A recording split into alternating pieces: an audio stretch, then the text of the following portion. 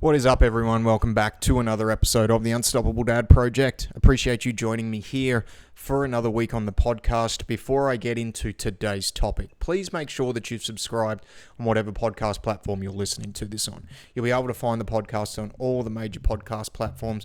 So please give it a follow, give it a subscribe, and if the platform allows you to, give it a 5-star review.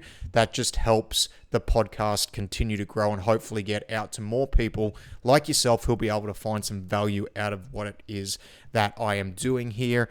On top of that, you can find video versions of the podcast on YouTube and our Facebook pages. So jump over there, give us a subscribe. The Unstoppable Dad Project, you'll be able to search and it will come up. If you give us a follow, give us a subscribe, that'll help it continue to grow on those platforms as well. So, strength is never a detriment or strength is never a weakness. So I'm sure if you listen to this podcast, you've probably heard me say that. You've probably heard quite a lot of people say that. And the fact of the matter is it's flat out true, right? And the reason I wanted to do a episode on this today is because I get a lot of questions around, should I be doing strength training? Should I be doing cardio training? And what type of training is going to be the best for me? And I've done countless episodes over the last almost 3 years now on what is going to be the best fit for people. And as always, my opinion on that hasn't really changed. And the answer is, it always depends. It's going to depend on your individual set of circumstances. It's going to depend on your injury history. It's going to depend on your goals, what it is that you want to achieve. It's also going to depend on your training history because everyone has done different stuff in their life. And if you've got a specific goal that you're trying to reach, if you and somebody else has that exact same goal, let's say you're both at exactly the same point in life, you've got a couple of kids, and you both want to go and do the exact same thing. You both want to go and do a triathlon, you both want to go and start jiu-jitsu, whatever the case might be, but you both have very, very different sport and training histories up to that point. That's going to matter. The person who has done more from a training point of view, especially more structured sport, is going to have a better base to draw upon compared to the person that hasn't. So what they should do moving forward from a training point of view is going to be different just based off what they've done in the past. So all these things matter before we start throwing out this advice. But the thing for today's episode that I really wanted to highlight and I really want to point out, and this is something that I think everyone, especially when you get a bit older, needs to really understand. Strength training for most people needs to be prioritized over most things, irregardless of goal. And the reason for that is it doesn't matter what you are doing. The stronger you are, the easier those things are going to be able to do. Doesn't matter whether the goal is just general life. The stronger you are, the easier it is going to be able to use that strength in everyday applications. Picking up the kids, running around after the kids. Let's say, for example, you're driving down the street and the car breaks down on the side of the road. Being able to actually get out and push the car to the side of the road so you're in a safe spot to kind of wait for help. Things like that, like all that requires a base level of strength. And if you don't have that base level of strength or you haven't worked for the base level of strength with that, you will find that you've got to think and hesitate on these things and potentially not be able to do it. You know, one thing that I take a great lot of pride in is being able to continue to pick my kids up. Now, my kids aren't big, they're not, but I want to be able to try and do that for as long as possible. There's going to be a point where they don't want me to do that, and that's perfectly fine, but I want to always be able to have the ability to do that if I need to.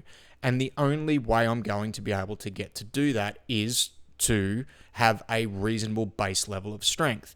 From the point of view of some of my other goals, in order to train jiu-jitsu more, I need to make sure I have a good base level of strength because that's going to help ward off against injuries. It's going to help keep me on the mat more, which in turn is going to help me be better at jiu-jitsu. Let's say, for example, you want to do a triathlon or you want to swim or run or something like that.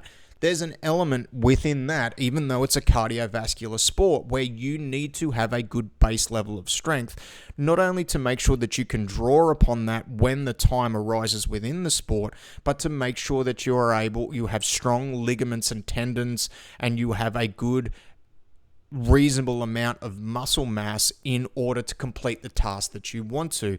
At no point in anything we do or with any goal that we have is having a good base level of strength ever going to be a detriment. Now, there is going to be a point of diminishing returns depending on the goal.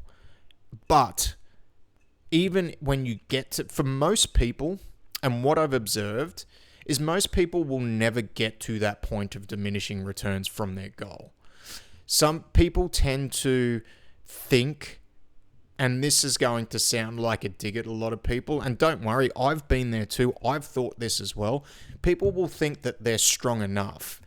And in my experience, no one's ever really strong enough. Everyone could really use a little bit of extra strength, or could use to get stronger.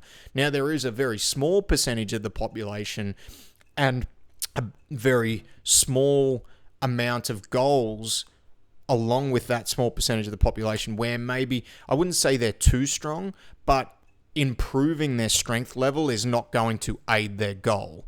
But that small percentage of the population, they generally have like a very high level of background in a particular strength sport, or in a sport in general, or they have a very long history of training.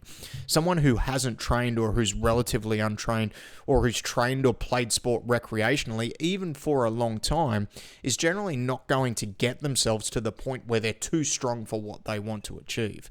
So for me, a big thing that I would be focusing on, regardless of the goals, especially as you get into your later years, is making sure that you have a good strength training program to help improve that strength base, because at the end of the day, you're never going to get to the point where you're too strong for daily activities. Now, we can go down the rabbit hole there if you're doing something like, let's say, for example, powerlifting.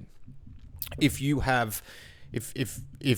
are very, very good at powerlifting, and I'm not talking about, national or international meets or something like that. Let's say, for example, maybe you like to go on the local powerlifting circuit, and you're able to, medal at local powerlifting meets quite regularly. You've got a really good total, good deadlift, good squat, good bench. Those things are there.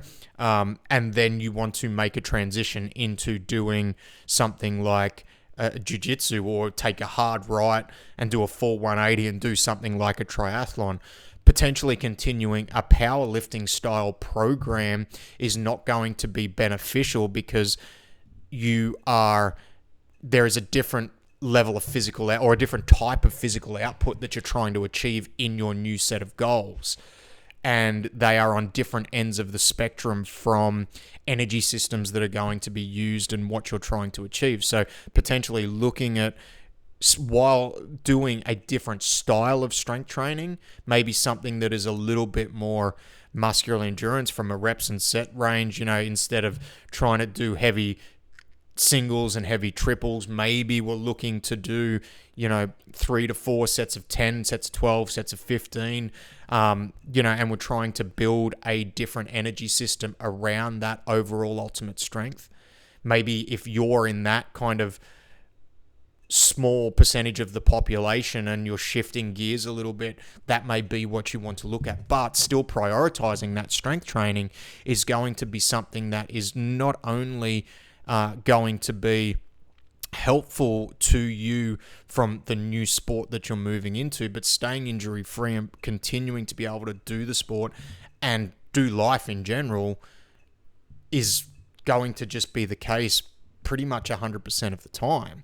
Now, in that particular situation, or that particular outcome that we're looking to achieve, potentially adding in some other form of cardiovascular training is going to be beneficial. Obviously, if you're doing something like you're trying to go and do a triathlon or a marathon or do some running, of course you're going to have to add in some cardiovascular training, because that's the sport that you're working towards.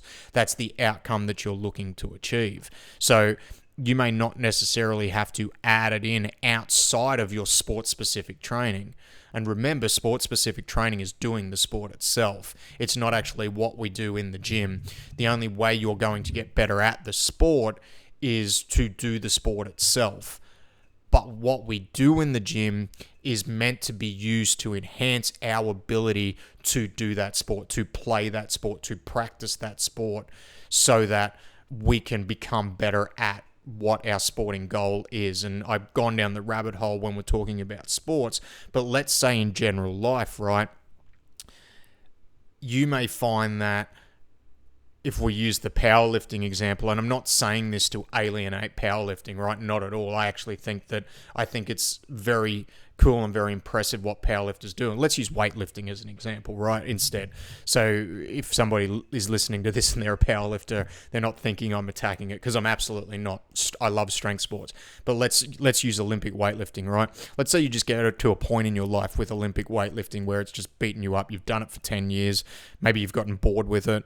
I did Olympic weightlifting for an extended period, and I got a little bit bored with it, because at the end of the day, you're only training for 2 lifts. You're only training for snatch and clean and jerk. So there's only so many variations of that you can do. And not only that, in order to get better at a specific strength sport, like, it requires a lot of work. Towards the end of that, like, I was training 6 days a week with minimum 2 hours of lifting on those 6 days. And it's a grind. Like, it's a grind to get better, especially when you tap out your natural potential and you're fighting to only add a kilo on the bar, and that might only happen every 6 or even 12 months, like, it becomes a grind. So it can be easy to get bored with it.